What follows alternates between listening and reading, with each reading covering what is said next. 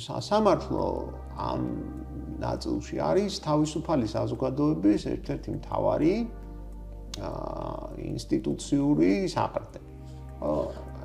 თუ რაიმე ტიპის ინსტიტუტი არსებობს საზოგადოებაში, რომელიც ადამიანთა შორის თავისუფლებას უზრუნველყოფს, არის სწორედ სასამართლო, ხო? რომელიც რატომ გვჭირდება, ხო? რატომ გვჭირდება, რატომაც ადამიანებს თავისუფლება გვაქვს, ხო? ჩვენი თავისუფლება ბევრ რამეს გულისხმობს, მათ შორის იმასაც, რომ ჩვენ რაღაცეები შეზღუდულად ვიცით, მაგრამ მუდმივად მივესწრაფით უფრო მეტი ცოდნისკენ, რაღაცეები შეზღუდულად გვაქვს, მაგრამ გვინდა მუდმივად მეტის შექმნა. ხო, ამას ვერ ვახერხებთ ერთმანეთთან თანამშრომლობის გარეშე და თანამშრომლობის მუდმივ ვალდებულება გვაქვს. თუმცა ჩვენ სხვადასხვანაირად გვესმის, ხო, ჩვენი მიზნები,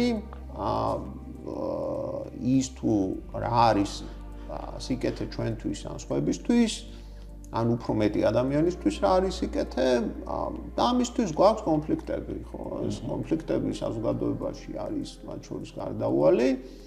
და ჩვენ გვჭირდება რაღაც ტიპის სტრუქტურა და რაღაც ტიპის წესები, სამართლიანი ქცევის წესები, რომელსაც ესე ყველა ზოგადად ვაღიარებთ, რომ მასში არის რაღაც ტიპის სამართლიანობა, მათ შორის რომელიც გვაღიარებს პირველ რიგში ესეთ ადამიანს არსებობად, ხო?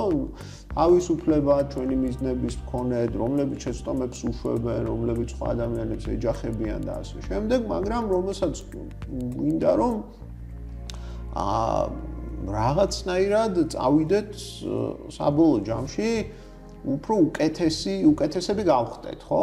ანუ ეს არის სამართლის უზენაესობა არის ერთგვარი ოცნება კარგი გაგებით ცივილიზებულ საზოგადოებას. ან ცივილიზებულ